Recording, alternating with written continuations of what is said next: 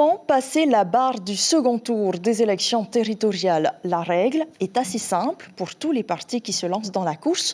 Obtenir 12,5% des voix. En dessous, c'est la fin de la compétition. Les explications de Nicolas Suire et David Chang. Dans l'arène de l'Assemblée, les places sont très disputées. Pour accéder au second tour des élections territoriales, les partis doivent récolter 12,5% des suffrages exprimés. En 2018, cela représentait près de 16 000 voix. C'est bien moins que les 25 834 voix nécessaires pour être au second tour des législatives, puisque les partis doivent alors recueillir le vote de 12,5% des inscrits. Pourtant, cela reste un score difficile à obtenir pour les plus petits d'entre eux. C'est plus compliqué. C'est un système qui limite finalement l'expression démocratique et donc limite la représentation de la population à l'Assemblée. Tiarat Tenoun souhaite une modification de la loi électorale. Il se trouve que l'effet de cette loi amène une majorité écrasante au sein de l'hémicycle et ne permet qu'à 2, voire 3 formations politiques d'être représentées au sein de l'hémicycle. Les gros partis estiment que cette barre des 12,5% est nécessaire pour déterminer le vainqueur des élections au second tour, car il en faut bien un. C'est une démarche nécessaire de mettre en place un filtre pour éviter qu'on se retrouve à un deuxième tour avec une configuration de premier tour. Si tous les partis pouvaient accéder au deuxième tour, tout le monde va attendre le deuxième tour pour aller voter. L'objectif, c'est de faire venir voter massivement, dès le premier tour, justement, pour que la population vienne s'exprimer et effectivement avoir le meilleur taux de participation possible dès le premier tour. Car plus il y a de votants et plus le seuil est élevé pour accéder au deuxième tour. C'est la raison pour laquelle chaque citoyen doit voter dès le premier tour pour sa liste de candidats, surtout si c'est un petit parti. Sinon, ce ne sera certainement plus possible de le faire. Et on en parle avec notre invité, Temat Eylegaï Kirana. Merci d'être sur la première ce soir. Alors, est-ce que, selon vous, la barre des 12,5% des votants et non pas des inscrits, c'est plus avantageux pour les petits partis ou c'est un inconvénient? Alors, c'est clairement un inconvénient. Pour les petits partis, je rappelle que cette mesure a été faite en sorte pour l'instabilité politique de notre pays, sachant que dans d'autres pays comme la France, il n'y a pas besoin de barre pour avoir cette instabilité, parce qu'il y a d'autres mesures qui ont été mises en place, comme le suffrage universel direct pour le président de la République. Peut-être qu'il faut aller vers là pour le président de la Polynésie. Donc oui, c'est dommage pour la représentativité de l'ensemble des sensibilités. Nous pensons qu'il faut aller vers une mesure de proportionnalité, mais la condition serait que le président de la Polynésie soit élu au suffrage universel direct. Alors c'est assez tôt, bien sûr, mais si on s'oriente vers une triangulaire au second tour, 2 partis autonomistes face à vous, indépendantistes, est-ce que c'est moins de chances pour le Taveni de gagner? Je ne sais pas, c'est aux Polynésiennes et aux Polynésiens de répondre à cette question au second tour. Évidemment qu'il y aura la question de l'avenir institutionnel de notre pays, mais ce n'est pas que ça. Le Taveni Huiratira, il y a plusieurs autres mesures sociales. Et puis, entre les différents partis autonomistes et le parti indépendantiste, il y a quand même une différence de clivage entre la vision libérale des autonomistes et une vision beaucoup plus solidaire des indépendantistes. J'aimerais juste prendre 30 secondes sur la sensibilisation vis-à-vis du sujet qu'on a vu en ouverture de journal. Je laisse faire la justice, ça c'est pas mon propos. La question c'est est-ce que nous devons rester spectateurs des violences qui peuvent être faites? Évidemment qu'il y a la question du libre arbitre de chacun de vouloir disposer de son corps, ça c'est sûr.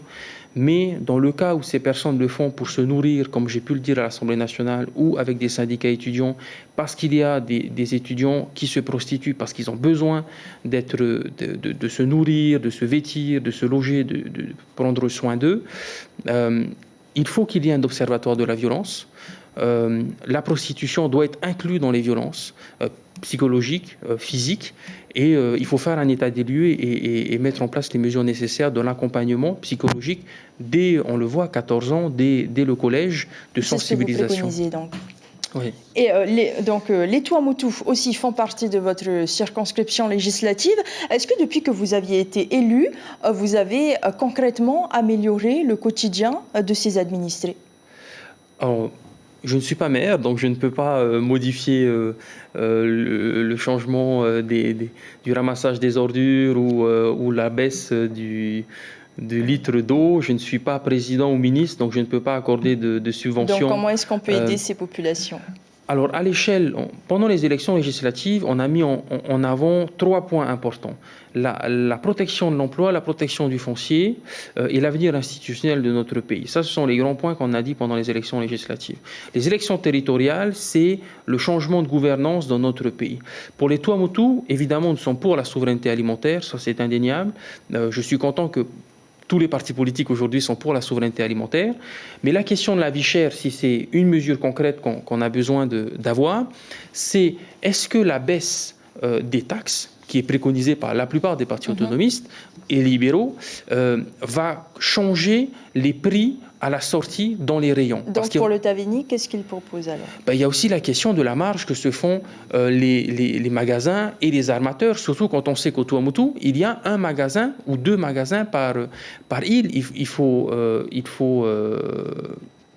geler certains produits de première nécessité et il faut négocier avec les armateurs et les magasins pour qu'on puisse baisser leurs marges. Parce que quand on sait qu'aujourd'hui dans notre pays, les 2 plus grandes entreprises, ce sont ceux qui font de la distribution, c'est pas possible. Merci beaucoup Temat Eylegaïk, le temps est à présent terminé. Merci d'avoir été avec nous ce soir. Et la population de Rongiroa compte bien rejoindre les urnes le 16 avril prochain sur l'atoll où la pêche, le copra et le tourisme sont les principales activités économiques. Les habitants se soucient de leur avenir. On voit cela avec Arihwe Afana et Marcel Bono. Beaucoup de jeunes n'ont pas de travail ici. Alors qu'est-ce qu'ils font la plupart du temps? Soit le copra ou sinon la pêche. Que ça. La pêche, le copra ou l'emploi sont les activités phares à soutenir à Rongiroa. Sur un atoll comme celui-ci, la question du tri des déchets se pose également. Avec la saturation du dépotoir, les habitants s'inquiètent pour leur avenir et celle de leurs enfants. Pour retrouver un moyen pour améliorer, pour ramener surtout les canettes de plastique, pour ramener ces propriétés recyclage pour le recyclage. On a poussé la population à recycler parce que c'est important, surtout les jours à venir maintenant. Il faut que nos enfants puissent prendre conscience aussi de ces problèmes-là. Alors ici, on recycle, on répare et on revalorise les objets. Cela permet de réduire de 4 fois le volume des déchets encombrants de l'île. On entend beaucoup de choses aussi de la part des politiciens. Et ça fait mal aussi, c'est par rapport aussi à notre île aussi. Et on fait ça de tout cœur. Atoni Kadusto est pêcheur depuis son plus jeune âge. Entre l'essence, le matériel et les réparations, aller à la pêche devient de plus en plus cher et les aides attribuées ne suffisent plus. Nous demandons à ce qu'on nous baisse le prix du carburant et que l'on bénéficie de des taxes sur les matériaux de pêche.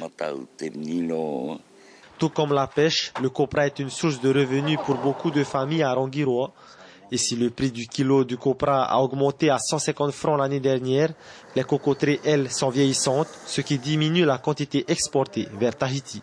Aujourd'hui, on a des cocotiers qui sont, on va dire, qui sont vieux maintenant, qui ne donnent plus du fruit du coco.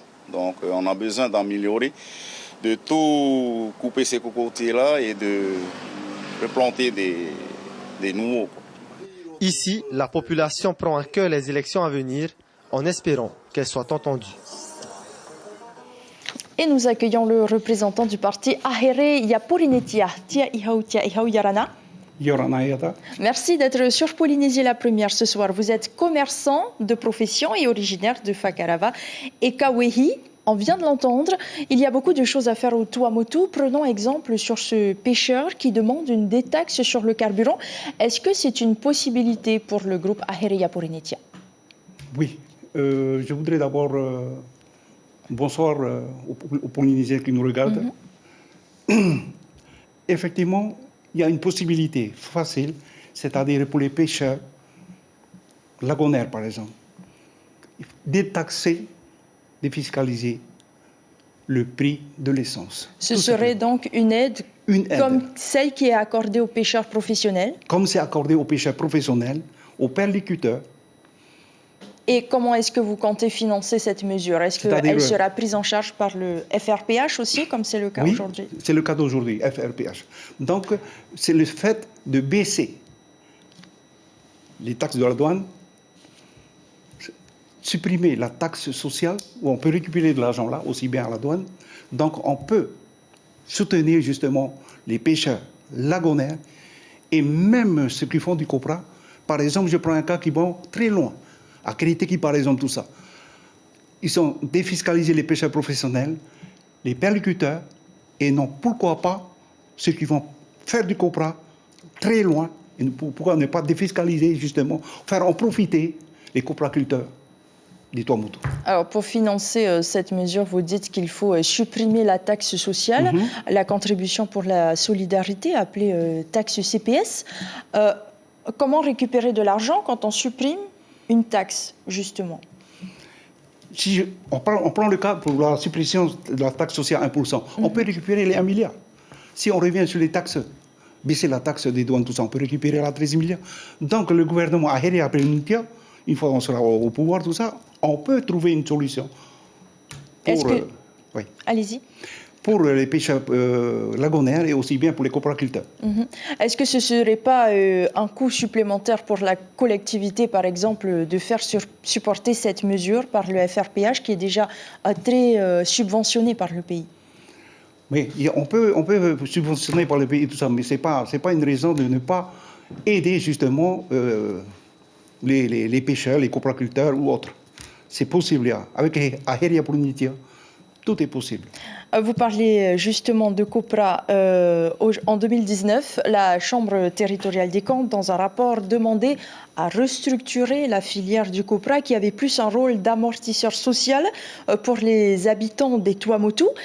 Est-ce que selon vous, il faudrait dans l'immédiat tout d'abord réformer le secteur de la copraculture? Si on revient sur le copra, tout ça, pour nous, à Heria Prunitia, une fois on sera rassemblé tout ça, le copra deviendra à 200 francs. Le copra. Parce que si on prend un cas, par exemple, quelqu'un qui récolte les cocos pour Saint-Mon, par exemple. Bon, actuellement, à 150 francs. Donc, il va peser son copra 150 000. Si on fait bien le calcul, tout ça, par mois, les 150 000, il va récolter combien? 30 000 francs par mois. Pour ça, Aheria Polynésia pense que dans cette filière-là, on peut faire quelque chose justement pour le copra monter à 200 francs. Donc vous, dans l'immédiat, ce serait de revaloriser le prix du kilo? Tout à fait. À 200 francs, la première qualité, et 120 francs, deuxième qualité. Mais est-ce qu'il ne faudrait pas justement restructurer la filière avant de revaloriser le prix du kilo? C'est possible, il faut le faire. Voilà. Vous pensez aussi qu'il faut restructurer la filière? Exactement. Pourquoi? Pour moi, c'est bénéfique pour les copraculteurs, aussi bien pour les pêcheurs. Il faudrait donc changer cette manière de faire. Exact. Mais vous maintenez tout de même la revalorisation du prix du kilo. Voilà, c'est ça.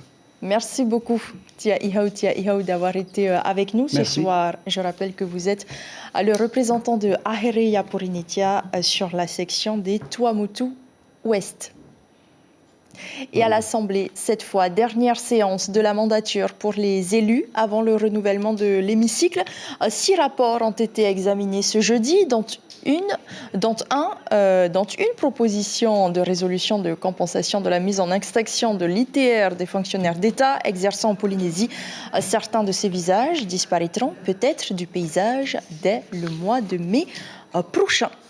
Et enfin, pour clore ce chapitre, dans votre matinale radio demain matin, vous retrouverez Nicole Bouto et Teura Tarhawatuahiva pour le parti Yaura Tenuna et Moetei Broderson pour le Tavinihuir Atira.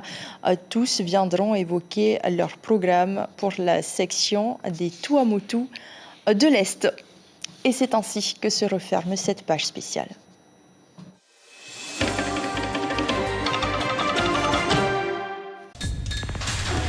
L'information en continu sur Polynésie la première, Internet et réseaux sociaux.